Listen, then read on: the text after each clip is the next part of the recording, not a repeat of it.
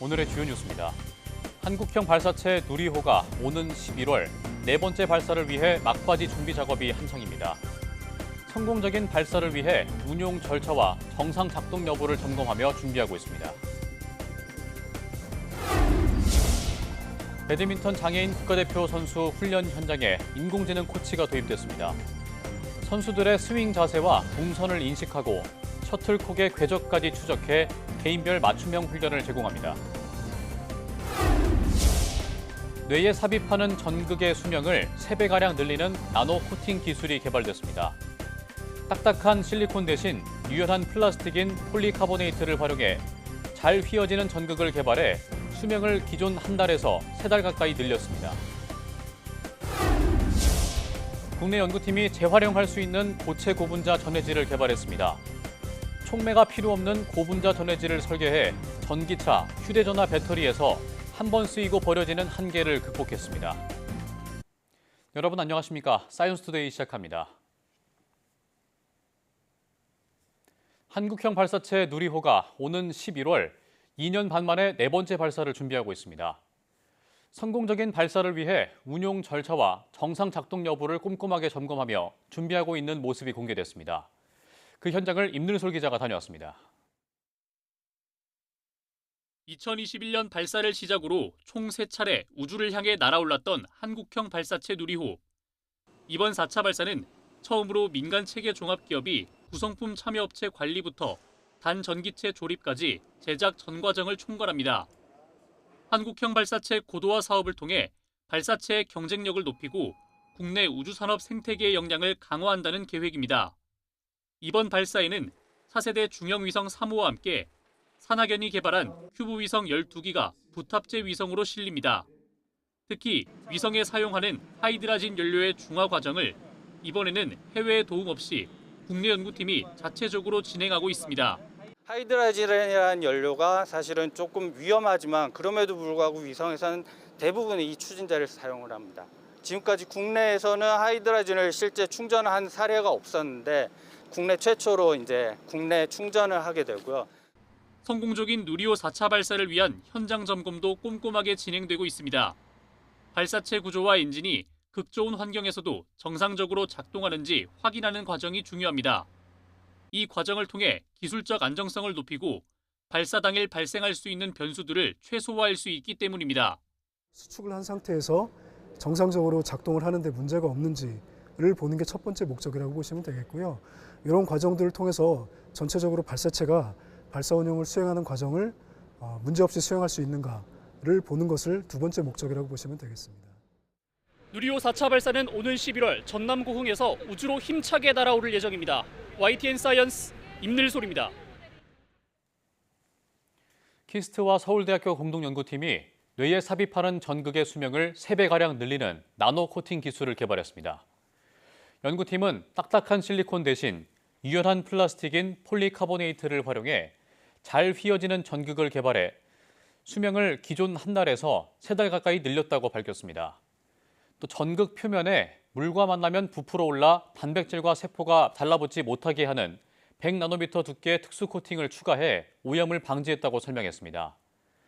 생쥐 실험 결과 새 전극은 기존 전극보다 염증 반응을 60% 이상 줄이고 신경세포 생존율을 85% 높였으며 오랜 기간 선명한 뇌 신호 측정이 가능함을 입증했다고 연구팀은 덧붙였습니다.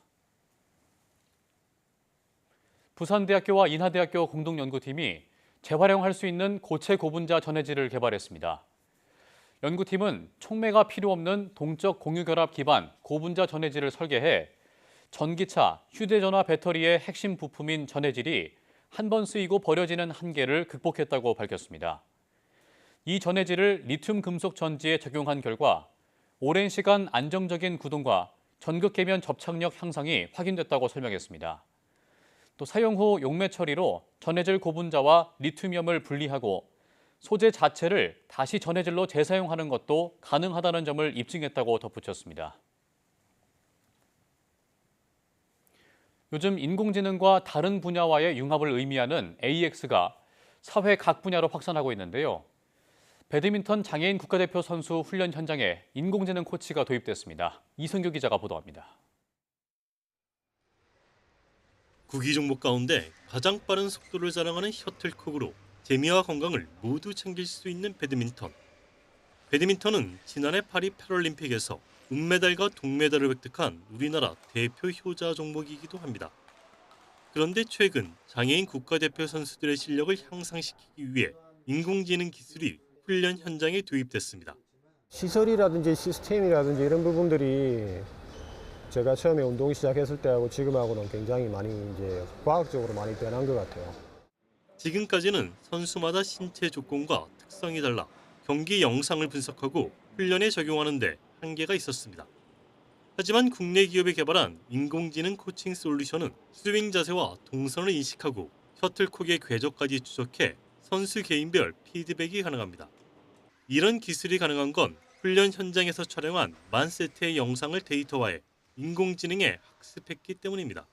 이 정도 양의 데이터를 확보를 해 놓은 상태에서 저희가 분석용 AI 모델을 훈련시키고 제작을 하고 있다 보니까 아무래도 조금 더 다양한 상황에서도 정확하게 분석을 할 수 있는 모델을 만들 수 있는. 인공지능으로 경기 내용을 수치화하고 시각화를 통해 선수별 맞춤 전략이 가능하다는 설명입니다.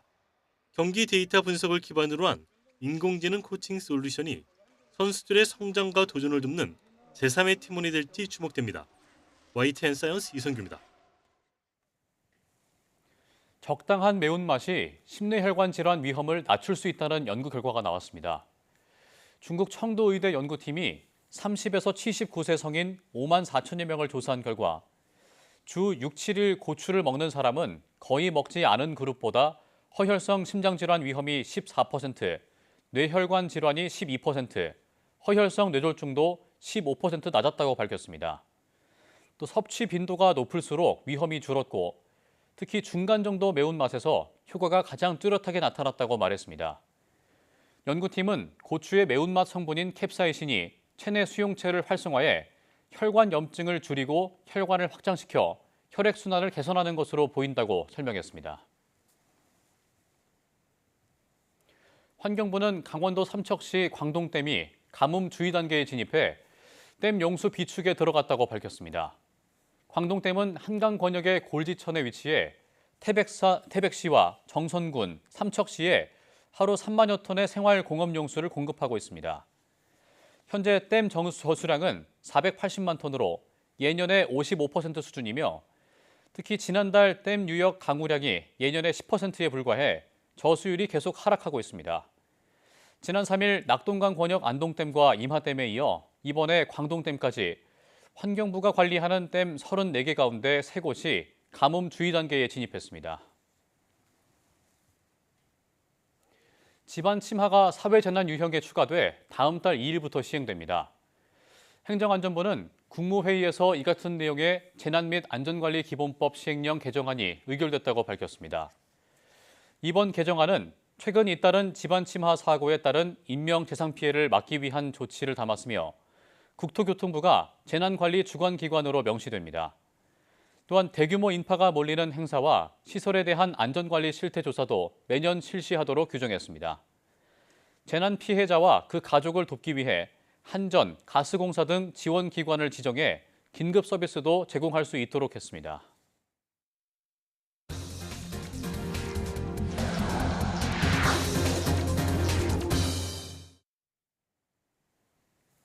KT 무단 소액결제 사태를 일으킨 해커들의 최초 범행 시점이 사건이 알려진 이달 초가 아닌 지난달 초였던 것으로 드러났습니다.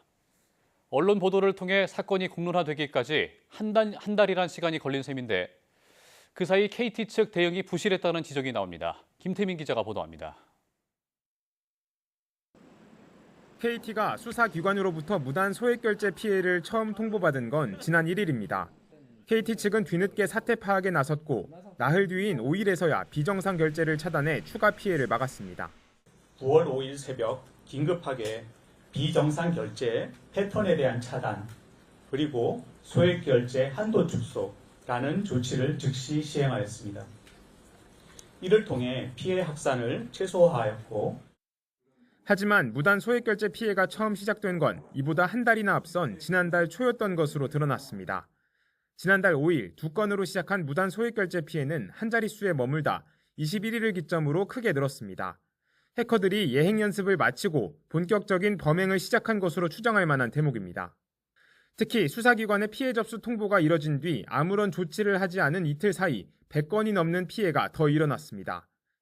KT 측은 원인 파악에 최소한의 시간이 필요했다는 입장이지만 고의적인 늑장 대응 아니냐는 의심과 비판은 피하기 어려워 보입니다. 조금 더 경계심을 가지고 했었어야 되는데 통상적이지 않지만 스미싱 사례로 파악을 하고 저희들이 숫자들이 모이면서 이게 조금 더 심각한 상황이라고 판단이 돼서 이런 가운데 정부는 이번 사태를 계기로 휴대전화 소액결제에 필요한 인증 절차를 강화하겠다고 밝혔습니다. 기존처럼 ARS나 패스앱 인증을 마친 뒤 생체 정보나 별도 비밀번호까지 입력해야 결제가 이뤄지도록 2차 인증을 의무화해 무단 결제 피해를 예방하겠다고 강조했습니다. YTN 김태민입니다. 추석 연휴 승차권 예매 첫날 한국철도공사 코레일 사이트 접속이 4-5시간 지연되면서 이용객 불편이 컸습니다. 코레일은 이용객들이 몰리면서 일시적으로 예매 사이트에서 접속 지연이 발생했다고 밝혔습니다. 코레일은 지난 15일부터 어르신과 장애인 등을 대상으로 사전 예매를 시작했고 17일부터 18일까지 모든 국민을 대상으로 예매를 진행합니다. 코레일은 평소 명절보다 2배가량 늘어난 긴 연휴로 이용객이 몰리면서 일시적인 접속 장애가 발생했다며 예매 시간을 오후 1시에서 오후 4시까지로 3시간 연장하기도 했습니다. 앞으로 유효기간이 지난 모바일 상품권을 적립금으로 받는다면 전액 모두 돌려받을 수 있습니다. 구매액이 5만 원 이상인 선물은 현재 90%에서 95%까지 현금으로 돌려받을 수 있는데요. 공정거래위원회는 개정된 표준 약관이 적용되면서 소비자의 환불받을 권리가 한층 강화된다고 밝혔습니다. 보도에 오인석 기자입니다. 5년 만에 3배 가까이 성장해 연간 8조 6천억 원 시장이 된 모바일 온라인 등 신유형 상품권. 소비자 분쟁도 많아 최근 3년 6개월간 한국소비자원에 접수된 신유형 상품권 관련 상담 건수는 모두 1,349건에 이릅니다. 이 가운데 상품권 사용과 환급 거부가 998건으로 74%를 차지합니다. 유효기간이 지났을 때 구매액의 90%만 돌려주는 것에 대해 소비자들이 불만이 많았습니다. 이와 관련해 지난해 한국소비자단체협의회에서 약관 개정 요청을 받은 공정거래위원회는 소비자 부담을 줄이면서도 시장 위축을 초래하지 않는 새 환불 기준을 만들었습니다. 현금 환불의 경우 5만 원 이하는 지금처럼 90%만 돌려주고 5만 원 초과는 95%까지 환불해 주도록 약관을 바꿨습니다. 특히 포인트나 마일리지 등 적립금으로 환불받는 경우에는 100%까지 돌려받을 수 있도록 했습니다. 공정위는 이 같은 표준 약관을 16일부터 적용하도록 업계에 권장했습니다. 그동안 포인트로 환불받을 경우 전액을 받을 수 있도록 했던 카카오톡 선물은 구매액 5만 원 이상 선물의 경우 95%를 돌려받을 수 있게 됩니다. 유효기간 내 소비 가능성이 높은 5만 원 이하 상품권은 환불 비용을 현행과 같이 유지해서 소비 촉진을 도모하는 한편 유효기간 내 상대적으로 소비 가능성이 낮은 5만 원 초과 상품권은 환불 비용을 높여서 소비자의 환불 수수료 부담을 낮췄습니다. 다만 기업이 대량 구매해 소비자 개인에게 선물한 모바일 상품권은 규율 대상이 아닙니다. 부당한 환불 수수료 조항도 바뀝니다. 환불 수수료를 3일 이내만 면제한다는 조항은 구매일 또는 충전일로부터 7일 이내 전액을 환불받을 권리를 침해하기 때문에 고치도록 했습니다. 이유 없이 일률적으로 상품권 양도를 금지하거나 타인에게 양도받은 상품권을 사용하지 못하도록 하는 규정도 부당하다고 공정위는 판단했습니다. YTN 오인석입니다. 우리나라 학생들의 2.5%가 학교 폭력을 당한 적이 있는 것으로 나타났습니다. 교육부가 초등학교 4학년부터 고등학교 3학년까지 학생 397만 명을 전수조사한 결과 피해 응답률은 2.5%로 지난해보다 0.4%포인트 많아졌습니다. 지난 2013년 전수조사를 시작한 이래 가장 높은 수치입니다. 초등학생의 피해 응답률이 5%로 가장 높았고 중학교 2.1%, 고등학교 0.7% 순이었습니다. 피해 유형으로는 언어폭력이 39%로 가장 많았고 집단 따돌림 16.4%, 신체폭력 14.6%, 사이버 폭력이 7.8%로 집계됐습니다.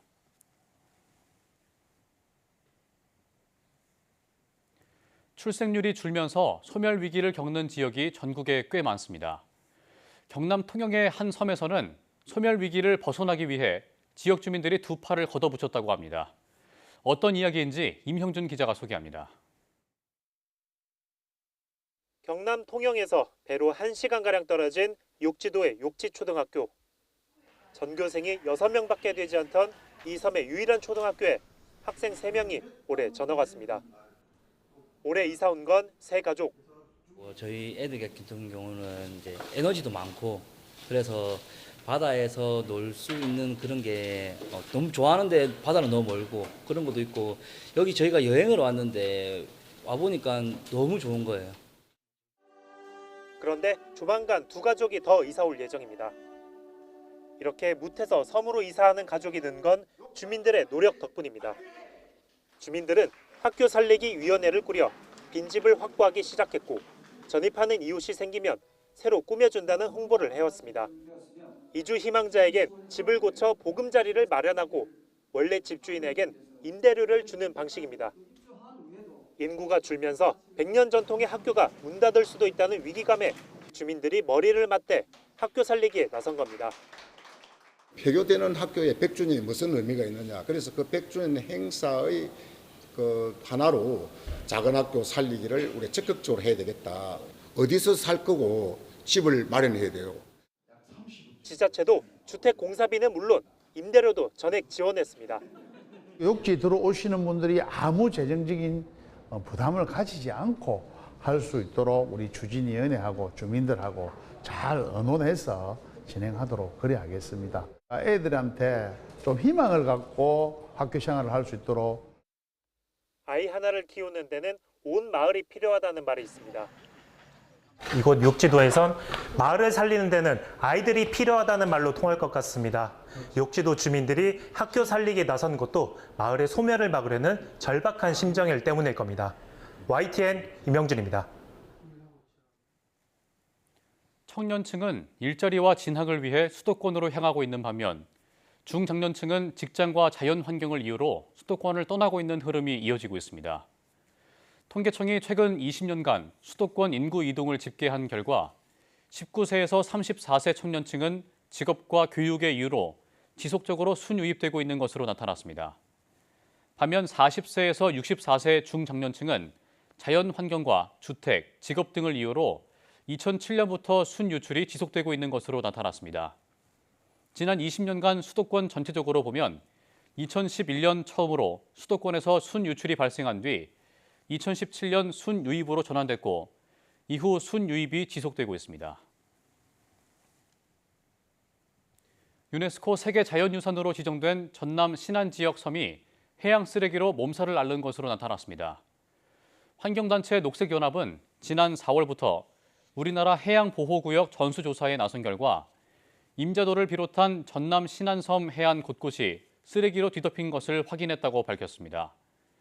특히 부표나 그물, 밧줄 등 어업활동 도구와 플라스틱 병 등 생활 쓰레기가 주를 이뤘으며 중국어로 된 쓰레기도 다수 확인됐습니다. 아울러 신안군 증도 해변에서도 해안에 설치된 구조물에 쓰레기가 갇혀 쌓였고 심지어 쓰레기 더미에서 국가보호종인 상괭이 사체가 발견되기도 했다고 설명했습니다. 무색 페트병을 연간 5,000톤 이상 사용하는 생수 음료 회사는 내년부터 용기 제조 때 플라스틱 재생 원료를 적어도 10% 사용해야 합니다. 환경부는 이 같은 내용으로 플라스틱 재생 원료 의무 사용 대상을 지정한 자원의 절약과 재활용 촉진에 관한 법률 시행령 개정안이 국무회의에서 의결됐다고 밝혔습니다. 플라스틱 재생 원료는 환경부가 재활용 과정을 인증하고 식약처가 안정성을 인증한 것만 사용할 수 있습니다. 환경부는 국제적인 추세에 맞춰 오는 2030년까지 재생원료 사용 의무 대상을 연간 1,000톤 이상 사용업체로 확대하고 의무 재생원료 사용률 역시 30%까지 높일 계획이라고 설명했습니다. 한국과 일본의 자동차 관세가 역전되면서 미국 시장에서 팔리는 현대 소나타 가격이 일본 토요타 캠리보다 더 비싸질 전망입니다.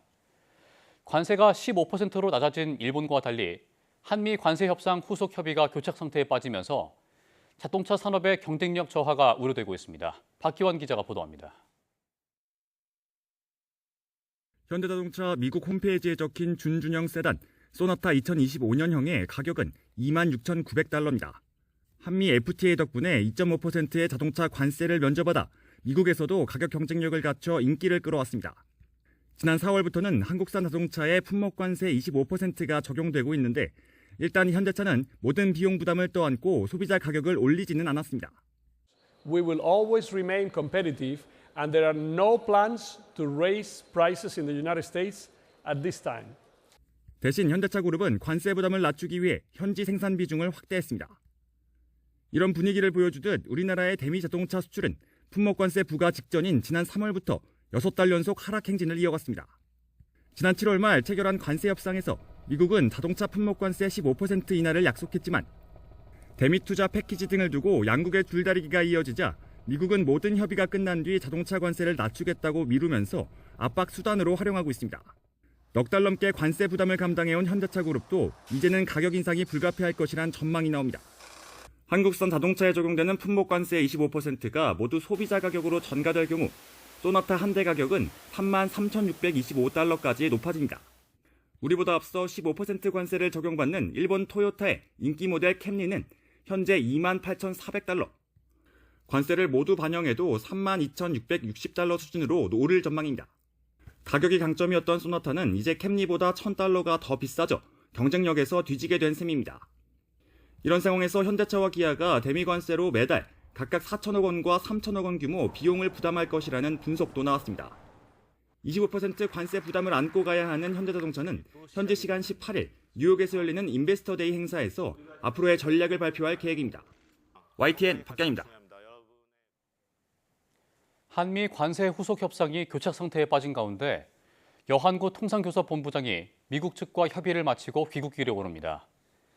트럼프 대통령은 반도체와 의약품에 자동차보다 더 높은 관세를 부과할 수 있다고 으름장을 놨습니다. 워싱턴 홍상희 특파원입니다.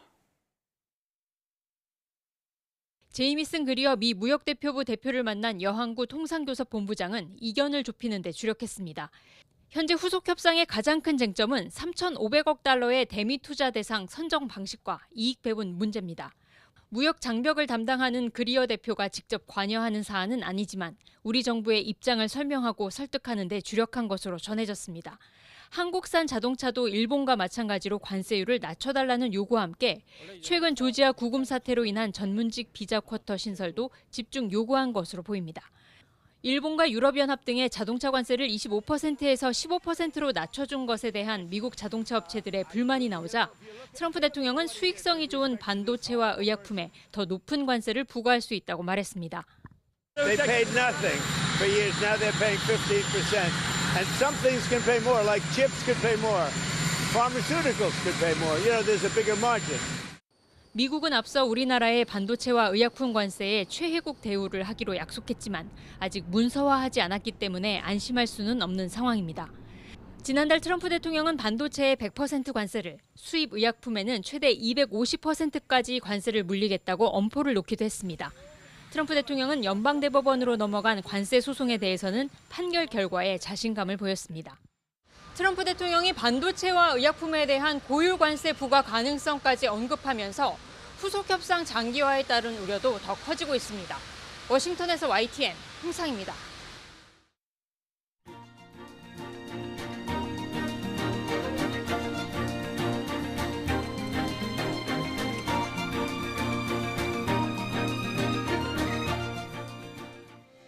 이상으로 사이언스 투데이 마칩니다. 함께해 주신 여러분 고맙습니다.